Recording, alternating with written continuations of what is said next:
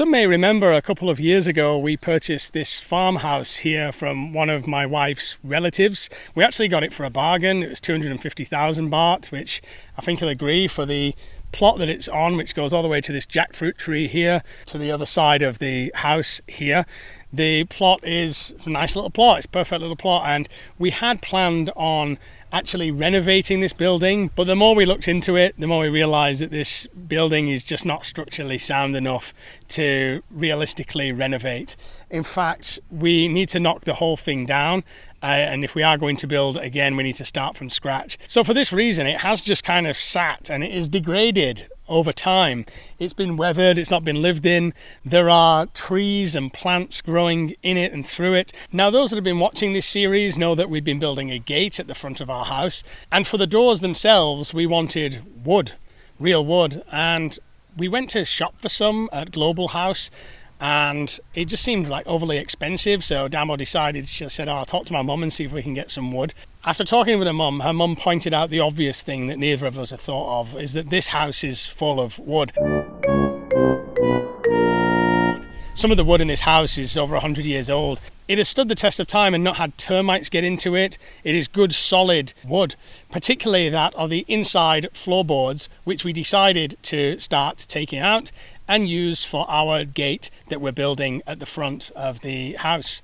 The builders have taken this wood and given it a new lease of life. They've sanded it all down, and it has made for a perfect wood to build our front gate. My wife also wanted to use this wood for the ceiling, but as I started to take a look at it and look how nice it was, I asked her kindly not to use this really nice wood for the ceiling and instead save some of this for when we do our extension and our new build that's going to be part of this series also.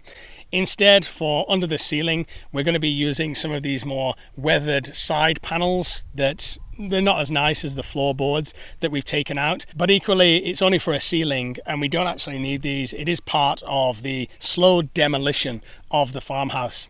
Now let's take a little look inside as well. We had considered using these front doors for the gate, but Damo wanted a particular look, and these are still a little bit weathered as well, a little bit old. They would require refurbishing, and the size wasn't quite right when we'd actually figured out we had access to a load of wood.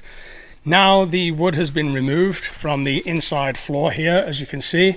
So there's a little bit left there in that corner. The concrete foundation here is pretty reasonable, but as you can see, there are some serious cracks in the wall, which is why we decided not to refurbish it and use this. This is a column here, which is clearly fractured. This actually makes the structure dangerous, especially if we were to build on top of that. It's too dangerous. It's really not worth it for the cost of knocking the thing down and building again. It isn't worth taking risks of refurbing, especially if it's going to be your kids that may use this as a holiday home, or it's a bit funny to call it a holiday home right now because it's still full of crap and it looks like a crack den or something.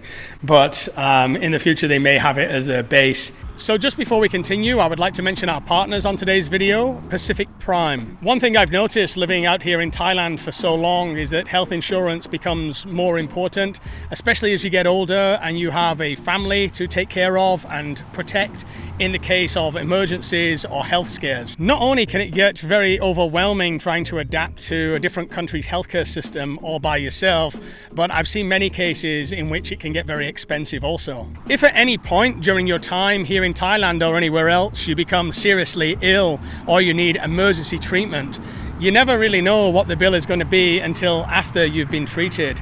And trust me, that is not the time that you want to worry about how much is all of this going to cost. To keep you and your family protected, Pacific Prime compare policies from many different providers to offer you the best flexible plans that include inpatient, outpatient, chronic disease, and much more. The important thing is, and why I like Pacific Prime, is that they are a real independent broker based in Bangkok. They have a physical office that you can pop in and have a one-to-one chat with them. So they're not just an online service, is what you usually see in Thailand. Their English-speaking team can help you with all of the complicated paperwork and connect you with the top hospitals across Thailand from locations such as Bangkok, Phuket, Pattaya and Chiang Mai, just to name a few. So if you would like to keep yours and your family's health protected and you want to deal with an experienced team, you can check out this QR code here on screen, which will take you directly to their website, or you can check out the link below in the description and the pinned comment. As a dad, you can't decide what your kids do in the future. They may go off and live in other countries and do their own thing. I support whatever they do, whether they want to go to university, start their own business, travel abroad, whatever.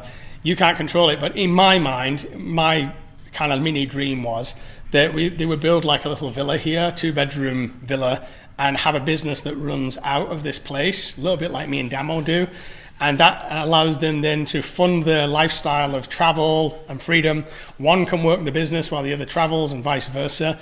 And they have a cool pad to be in and work together as brothers. I'm not saying that's what I tell them to do or I want them to do, but certainly it will be an option for them to do.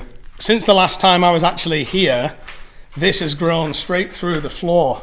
It literally has come through the concrete and tiles, and it's grown all the way up here, and now you can see it's a full-size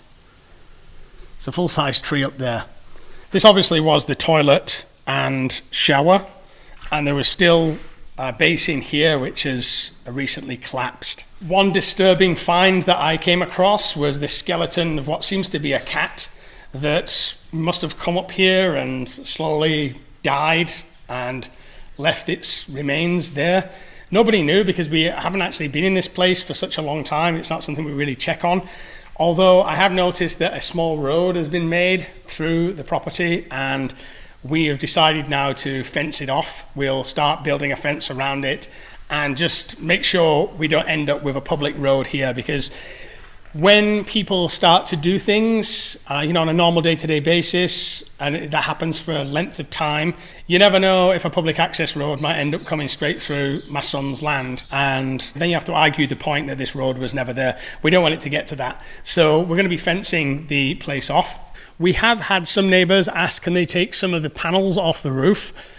If you can see here, these old metal sheets full of holes, rusted. You would think, why would anybody want this? Well, that's how broke some people are here, that for them it's very useful to have those panels, and of course we're going to give them. No doubt some of this wood will also be given to our uncles as well. We actually don't need it all, but it has come in a very useful resource for what we're doing. Over time, what you find here in this area is these plots come up available as people either move to the city. This farmhouse actually belonged to our uncle, and I think the kids did want it, but they didn't want to live in it. And so he got to the point where he's like, well, I don't want to keep it if the kids are never going to come back from the city. They're never going to come in and live in rural Thailand. So then it becomes available. And as I've said, this is trading within a family. So it's a little bit different than buying somebody you don't know's place. You're buying from within a family. This whole village is nearly all Damo's family. So over the years, different plots have come available. This one here with her grandma's shrine area was purchased. And no doubt in the future, some of these other patches of land will slowly become available. So as you can see, this is the wood that we have remaining now to use on the other project. And it's great looking wood. They've done a really good job here. We've been quite blessed that her uncle is quite good with wood, and Damo has been here every step of the way to just explain exactly how it should look. I think that it's not easy to build a gate like this. I don't think it's a simple task that you would get a basic daily worker to do. To get it all level and to cut it right has been quite difficult, and there's been a lot of back and forward to try to get it completely correct, but I think it's come out really stunning. And here it is now. This is not yet the finished result, so it needs to be painted obviously and treated. The handles need to go on it, there's locks that need to go on it, but you can see that it has come out really nice. I particularly like the cladding on the back as well, which has also been the same wood that has been used. I think it's come out very professionally, and because it's a mix of steel and wood, you get that nice wood look, but you also get the strength of the steel. Right at the beginning, we actually aligned this gate with that door of the cottage so that we can add the path and it would go straight down. And so as you walk through the gate, you see right in the center is the cottage and the entrance to the cottage. This was all purposely done. From the drone, it looks like the gate is not parallel with the other buildings, but that is because we cared more about what it looked like from eye level on the ground than we did from the drone. And here from eye level, you can see, you can open the gate and it will look straight down the path there. Her uncle will actually raise this concrete area slightly because the wheels on the bottom of the door don't touch the ground fully in parts. And so he's going to level it so they do. You can see the wheels on the bottom there. That's because these doors are really, really heavy. You can see that we've actually had 4 hinges attached to each door, and that's because we don't want them falling off. I'd say it's a quality build where you're not going to have a door hanging off in a year or so, which happens all too often here. The ceiling has not been done yet, but you can see we've started cladding the front of the gate. This has some more to be done yet. I think the final design is going to look great. And finally, we've also had a brother do the electrics. So here we've got a light on this side and one on there. And he's put in the cables to have one light in the middle so it can be lit up at night. And on this side here, there will be a plug which allows for a CCTV, and it allows for a floodlight to be added which can light up the driveway. As we progress with this build, I'm going to be talking a little bit more about prepping and why I see this as kind of a part of our prepping adventure. The gate itself is going to provide some security, but right now you can see it's open on both sides. Obviously, we're going to close this off. This is going to be closed off with a steel fence, which will be hidden inside the bamboo at the front. So you won't be able to see it, but there will be a 1.5 meter high steel fence there. Also around the perimeter, we're going to be adding an even higher fence, which we want to install and then allow a bush to grow around, because we don't want to feel like we're living in a prison, but we also do want to improve the overall security of this location. People that follow the vlog already know that we produce our own power here via the solar. We filter our own water here from a ground pump, and we have a prepping pantry with a year's supply of food. I do have some subscribers that have really taken prepping in Thailand to the next level. They've actually built military base style houses, and some of them have very large bunkers in mountains or underground bunkers. And in all probability, the chances are you will never need a prepping area, like a prepping home like this.